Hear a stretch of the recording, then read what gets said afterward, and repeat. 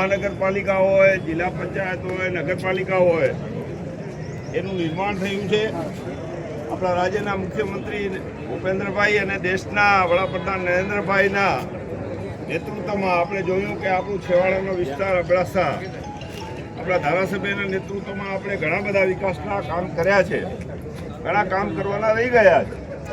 આવનારા દિવસોમાં આપણે બધાએ સાથે મળી અને આખરે તો ભારતીય જનતા પાર્ટી એ વિશ્વની મોટી પાર્ટી છે અને બધી જિલ્લા પંચાયત, તાલુકા પંચાયત, નગરપાલિકામાં એમનો જ્વલંત વિજય થશે એ પ્રકારનો માહોલ છે. ત્યારે આપણે પણ એમાં પાછળ ન રહીએ.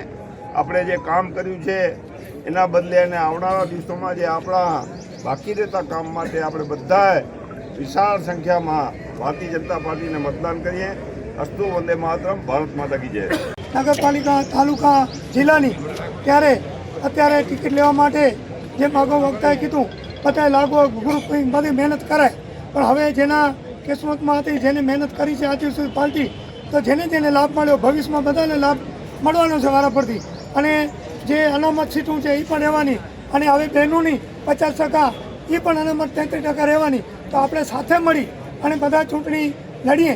અને ભારતીય જનતા પાર્ટીની સરકારમાં આપ બધા સારી રીતે જાણો છો, તાલુકો, જિલ્લો, ધારાસભ્ય, સંસદ સભ્ય, ગુજરાત સરકાર, કેન્દ્ર સરકાર દ્વારા જે છાતીમાં હાથ મૂકીને તમે પૂછજો તમને કે કેટલા કામ વિકાસના થયા છે. કોઈ પણ જ્ઞાતિ, વ્યક્તિગત કોઈ પણ હોય, મા કાર્ડ હોય, 108 હોય, કે અત્યારે ધાન જો તમે ખેડૂતના ઘરે નથી પણ બીપીએલના ઘરે 5-5 ગુણ પડ્યું હશે, તો આ દેશના વડાપ્રધાન શ્રી અને ગુજરાતના મુખ્યમંત્રીના લીધે જ તો અત્યારે ખૂબ ભારતીય જનતા પાર્ટીના આપણે કામ કરાવીએ. આપણો પછાત તાલુકો કહેવાય છે અબડાસા, એ કેવી રીતે 1 નંબર આપણે બનાવીએ તો આપણે બધાની જવાબદારી છે.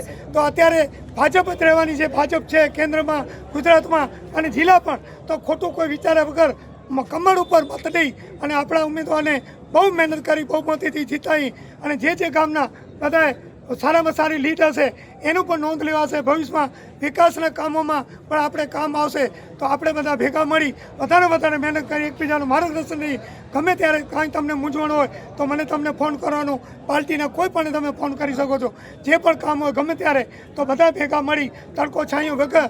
હમણાં મોડા સમજાને વહેલા ઉઠી જા. આ હમણાં ગુવાર વાઢવાની સિઝન હોય ને એ સવારના મોડો ઉઠે પાક ઉડીએ ને, તો આ અત્યારે બધા આપણે સિઝન છે તો એનામાં રાત્રિ જાગી આપણે ભેગા મળી તમામ જ્ઞાતિ અને આપણા જે ઉમેદવાર છે કોઈ પણ જ્ઞાતિના જે હોય એને વધારે લીડથી જીતાવી અને ભગવાન કને પ્રાર્થના કરીએ કે વધારે લીડથી જીતે અને શાંતિથી આપણું કાર્ય પતે. ખૂબ ખૂબ આભાર. ભારત માતા કી જય.